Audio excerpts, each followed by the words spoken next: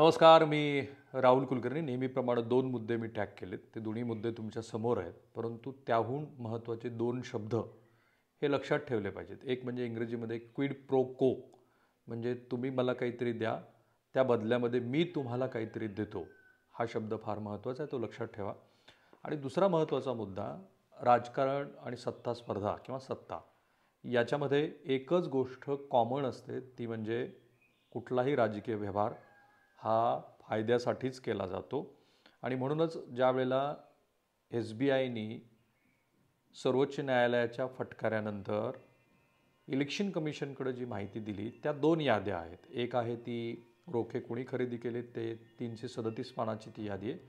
आणि दुसरी जी यादी आहे, त्या रोख्यांचा कुठल्या राजकीय पक्षाला लाभ झाला, ती 427 पानाची यादी आहे.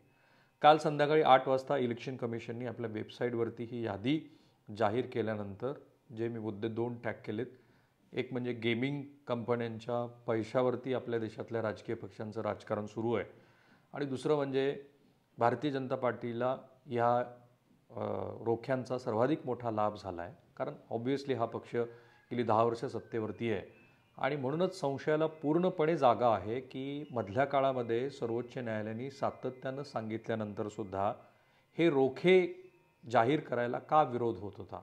आणि निवडणुका घोषित व्हायला अगदी 1-2 दिवसाचा अवधी असताना अशा पद्धतीची माहिती आल्यानंतर न खाऊंगा न खाने दूंगा किंवा तत्सम भ्रष्टाचार विरहित वगैरे असा जो कारभाराचा मुद्दा असतो, त्याला एक मोठा छेद बसलेला आहे. अर्थात टीना फॅक्टर फार महत्त्वाचा आहे. There is no alternative. त्यामुळे मतदार प्रत्यक्षात अशा सगळ्या खुलाशांचा काय विचार करत असतील, त्याची निवडणुकीत आणि मतदान प्रक्रियेतनंच आपल्याला पडताळणी होईल. आणखीन एक, बऱ्याच मंडळींनी पुलवामा अटॅकनंतर एका पाकिस्तानी कंपनीनं भारतातल्या ह्या रोख्यामध्ये खरेदी केली आणि त्याचा लाभ राजकीय पक्षाला झाला, अशा पद्धतीचे ट्विट केलेत. परंतु त्याचं अद्यापही व्हेरीफाईड झालेलं नाही. दुसरी महत्त्वाची गोष्ट अशी की ही जी दोन यादी आहे, त्याच्यामध्ये एका यादीत कोण कंपन्या आहेत आणि दुसऱ्या यादीमध्ये कोण राजकीय लाभार्थी आहेत याची नोंद आहे. परंतु कुठल्या रोख्याचा कुठल्या राजकीय पक्षाला लाभ झाला, म्हणजे कोणी पैसे कोणासाठी दिले, याचा कुठेही तपशीलवार उल्लेख नाही आहे. आणि त्यामुळे ही यादी तशी अपूर्ण आहे.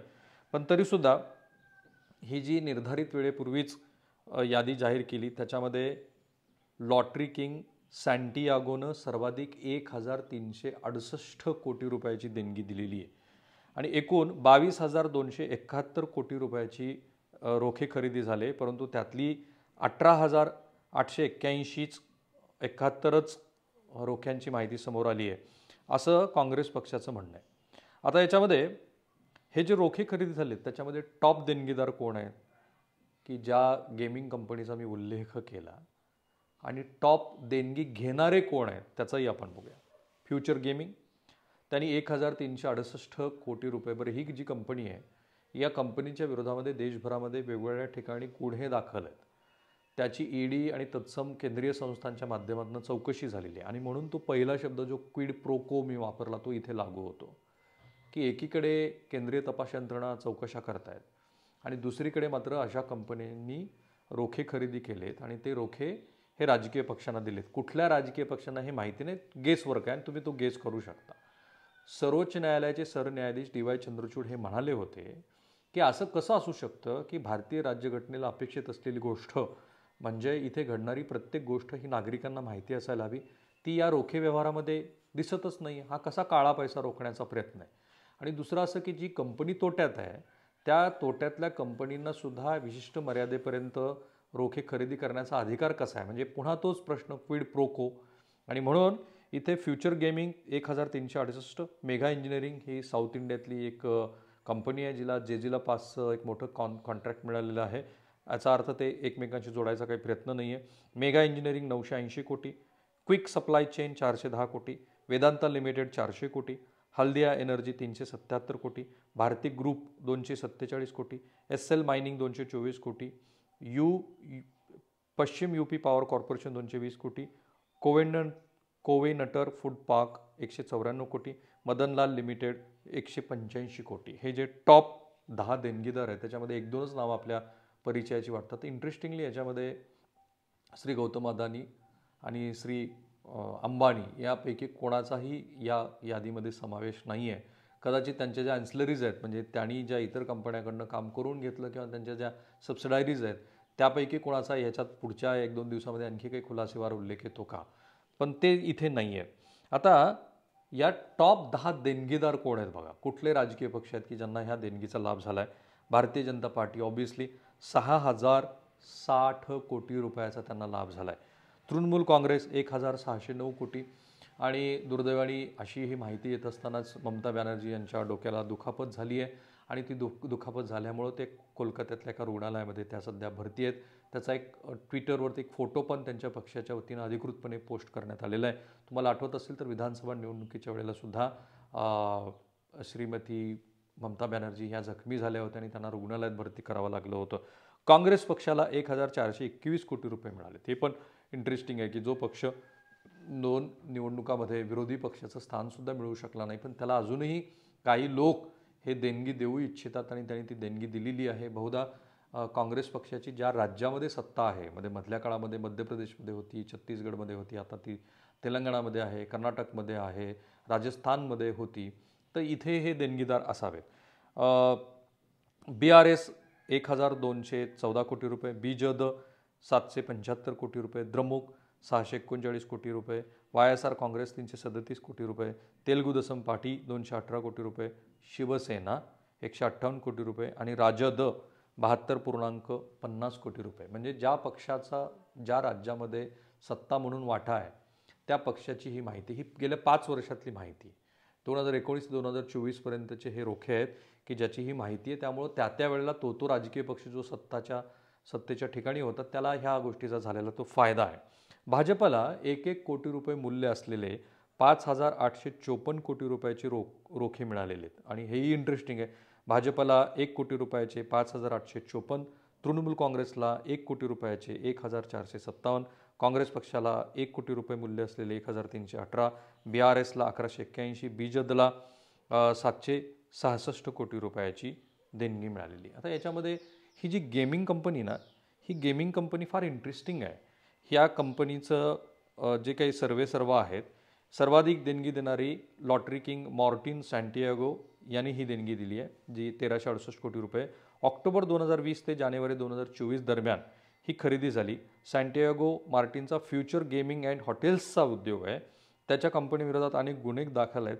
त्याची कंपनी सिक्कीम, नागालँड आणि पश्चिम बंगालसह संपूर्ण देशात लॉटरीच्या विक्रीचा व्यवहार करते.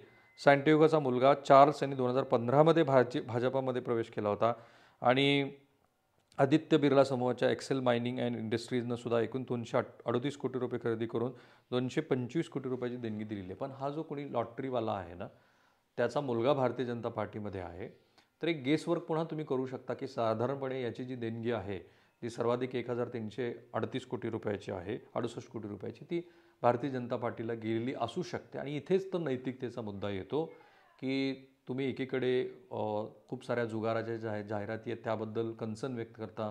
कालच तुम्ही एक मोठ्या जे असे कंटेंट लोकांनी बघायला नको आहेत अशा कंपन्यांच्या OTT प्लॅटफॉर्मवरती बंदी घातलेली आहे. दुसरीकडे मात्र तुम्हाला अशा पद्धतीनं देणगी देणारे जे आहेत ते कळत आहेत. बरं, ह्यातला सस्पेन्स जो आहे ना, की कोणी कोणाला देणगी दिली हे कळत नाही आहे, तो गेसवर्क आहे. पण कोणी कोणाला देणगी दिलेली कळत नाही. हे जर अधिक स्पष्ट झालं असतं की X कंपनीनी Yला देणगी दिली तर ह्या निवडणुकीमध्ये विरोधी पक्षाचा हा एक मोठा प्रचाराचा मुद्दा राहिला असता. मोठे प्रकल्प घेणाऱ्या मेघा ग्रुपने 1,200 कोटी रुपयाची देणगी दिली आहे. मेगा इंजिनिअरिंग अँड इन्फ्राने 980 कोटी रुपये दिले. यात समूहाची कंपनी पश्चिम UP पॉवर कॉर्पोरेशननं 220 कोटी रुपये दिले. समूहावर तेलंगणाच्या कलमेश्वर लिफ्ट प्रकल्पात 38,000 कोटी रुपयाचा गैरव्यवहार केल्याचा आरोप आहे. उद्योजक पवन अहलुवालियाची ही कंपनी आहे. दुसरी कंपनी आहे, तिने KGS सिमेंटने 14 कोटी रुपयाचे रोखे घेतले. पवनने कोळसा घोटाळ्यात शिक्षा भोगलेली आहे, सध्या ते जामिनीवरती आहेत. मुकेश अंबानीचे भाई अजय पिरामल यांच्या 2 कंपन्यांनी 62 कोटी रुपयाचे रोखे घेतले. यात एक रिअल इस्टेटची कंपनी आहे. निवडणूक रोखे घेणाऱ्यामध्ये हब पॉवर कंपनीचे नाव आहे. इंटरनेटवर शोध घेतला तर ही पाकिस्तानची सर्वात मोठी वीज उत्पादक कंपनी दिसते. परंतु पुन्हा मी तेच म्हणालो की या सगळ्याचं स्पेशली या पाकिस्तान ओरिजिन असलेल्या कंपनीचं व्हेरिफिकेशन व्हायला पाहिजे. जर तुम्ही हब पॉवर कंपनी म्हणून म्हटलं तर तुम्हाला त्याचा पत्ता हा पाकिस्तानचा आहे हा लक्षात येतं. आता 100 कोटी रुपयापेक्षा जास्त देणगी देणाऱ्या कंपन्यामध्ये DLF आहे आणि जिंदल स्टील आहे. आता DLFचं असं आहे की DLF ग्रुपनी 170 कोटी रुपये, यशदा हॉस्पिटल 162 कोटी रुपये, उत्कल ॲल्युमिनिया 45.3 कोटी रुपये, जिंदल स्टील अँड पॉवर 123 कोटी रुपये, बिर्ला कार्बन 105 कोटी रुपये, रोंगटा सन्स 100 कोटी रुपये, डॉक्टर रेड्डीज कंपनी 80 कोटी रुपये, पिरामल एंटरप्राइजेस 60 कोटी रुपये, नवयुग इंजिनिअरिंग 55 कोटी रुपये, शिर्डी साई इलेक्ट्रॉनिक 40 कोटी रुपये, एडलवाईज ग्रुप 40 कोटी रुपये, सिप्ला लिमिटेड 39.2 कोटी रुपये, लक्ष्मी निवास मित्तल जे लंडनमध्ये असतात 35 कोटी रुपये, ग्रासिम इंडस्ट्रीज 33 कोटी रुपये, जिंदल स्टेनलेस 30 कोटी रुपये, बजाज ऑटो 25 कोटी रुपये, सन फार्मा 25 कोटी रुपये, मॅनकाइंड फार्मा 24 कोटी रुपये, बजाज फायनान्स 20 कोटी रुपये, मारुती सुझुकी इंडिया 20 कोटी रुपये, अल्ट्राटेक 15 कोटी रुपये, TVS मोटर्स 10 कोटी रुपये. ह्या सगळ्या कंपन्यांची जी मी नावं वाचली तर एक गोष्ट तुमच्या लक्षात आली असेल, बऱ्याच कंपन्या ह्या फार्मा कंपन्या आहेत. इंटरेस्टिंगली भारतामध्ये जो कोविडचा प्रकोप 2020 ते 2022 झाला, ह्या काळातल्या ह्या कंपन्या आहेत की ज्या कंपन्यांची मोठी उलाढाल झालेली असू शकते आणि त्याच्यामध्ये आपल्याला असं लक्षात येईल की ह्या कंपन्यांच्या आर्थिक उलाढालीबरोबरच त्यांनी राजकीय पक्षांनासुद्धा मोठ्या प्रमाणामध्ये पैसे दिलेले आहेत. या पक्षांना किती किमतीचे रोखे मिळालेत हे पण आपण बघूया. हे जरा इंटरेस्टिंग आहे कारण हे सगळे प्रादेशिक पक्ष आहेत. JDSला रोखे मिळालेत 936, रक्कम मिळालेली आहे 43.5 कोटी रुपये. SKSला 49 कोटी, रक्कम मिळालेली आहे 36.5 कोटी रुपये. राष्ट्रवादी काँग्रेसला 121 रोखे मिळालेत, रक्कम मिळालेली आहे 30.5 कोटी रुपये. जनसेनेला 40 रोखे मिळालेत, 21 कोटी रक्कम त्यांना मिळाली. समाजवादी पक्षाला केवळ 14 रोखे मिळालेत पण त्यांना मिळालेली रक्कम 14 कोटी 5 लाख रुपये. JDUला 14 रोखे मिळालेत, त्यांनासुद्धा 14 कोटी रुपये मिळालेत. झाझुमोला 32 कोटी रुपये आहेत, 32 रोखे मिळालेत, त्यांना 13.5 कोटी रुपयाचे रोखे मिळालेत. अकाली दल जो पंजाबचा प्रादेशिक पक्ष आहे त्यांना 37 रोखे मिळालेत, त्यांना 7.26 कोटी रुपये मिळालेले आहेत. इंटरेस्टिंग काय आहे याच्यामध्ये की एक आपल्याला लक्षात येतं, या सगळ्या याच्यामध्ये भारतीय राजकारण हे इतर कुठल्याही समृद्ध पाश्चात्य लोकशाही राष्ट्रातल्या राजकारणापेक्षा अत्यंत गढूळ आहे. आणि ते गढूळ आहे कारण निवडणुकीमध्ये पैसा टाका, निवडणुका जिंका आणि पुन्हा पैसे कमवा आणि पुन्हा पैसे टाका, अशा पद्धतीचं जे एक VCS सर्कल आहे त्या सर्कलमध्ये आता कॉर्पोरेट्स खूप मोठ्या प्रमाणामध्ये आहेत. आणि म्हणूनच आपण बघतो की असे लोक सत्तेच्या स्थानी येतात की ज्यांची बौद्धिक कुवत, ज्यांचं एकूणच सामाजिक आकलन, ज्यांची विकासविषयक दृष्टी याबद्दल आपल्या मनात अनेक प्रश्न असतात. परंतु एकतर ते वेगळ्या पद्धतीनं ट्रिक्स वापरून निवडून येतात, त्या निवडणुकीच्या फ्रेमध्ये इतर राजकीय पक्ष उभाच राहू शकत नाहीत अशी स्थिती असते. आणि आता तर हे सगळे रोखे आणि त्याचे तपशील बाहेर आल्यानंतर एक लक्षात येतं की या देशातल्या निवडणुकीमध्ये काळ्या पैशाचा जो उघड असलेला स्रोत आहे तो सुद्धा कॉर्पोरेट आणि राजकीय पक्ष यांना इंग्रजीमध्ये हँड इन ग्लोव, एकमेकांच्या हातात हात घालून चालणारी गोष्ट आहे. म्हणजे इथे कुणी कोणाला नाव ठेवायचं कारण नाही, पण भारतीय जनता पार्टीला जो सर्वाधिक लाभ मिळालेला आहे तो काय दर्शवतो हे आता तुमच्या लक्षात आलंच असेल. सो थांबूया आपण इथे. माझं हे जे यूट्यूब चॅनल आहे ते अधिक शेअर करा. जसे जसे आपले अधिक व्हिडिओ येतील ते आल्यानंतर हे चॅनल तुम्हाला सर्च करायला सोपं जाईल. बऱ्याच जणांचं असं मत आहे की हे चॅनल सर्च होत नाही. त्याचं कारण ऑब्व्हियसली मी आणि ABP माझाचा हा जो संबंध होता गेली 17-18 वर्ष, तो संबंध असल्यामुळं माझे जेवढे म्हणून व्हिडिओ आहेत ते तशा पद्धतीनं तिथे येत आहेत. पण तो हळूहळू ही पण अडचण दूर होईल. तुर्तास या व्हिडिओच्या कमेंट बॉक्समध्ये तुमचे जर काही मुद्दे असतील तर ते जरूर कमेंट करा आणि अधिकात अधिक हा व्हिडिओ शेअर करा. थांबूया.